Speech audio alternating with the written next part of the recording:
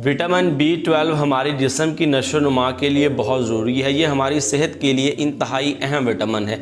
ये हमारे जिस्म में खून बनाने में अहम किरदार अदा करता है।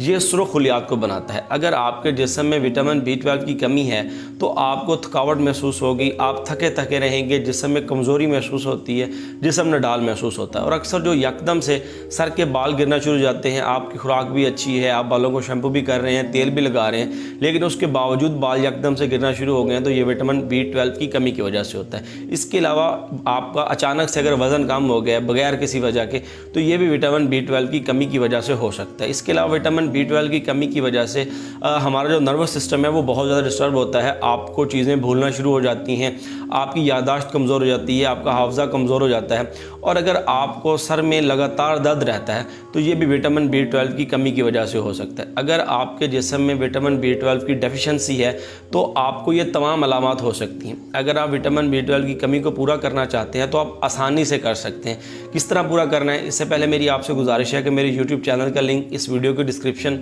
और पेज की बायो में मौजूद है। यूट्यूब चैनल को लाजमी सब्सक्राइब करें और वहाँ पर जो वीडियोज़ मौजूद हैं उनको ज़रूर देखें।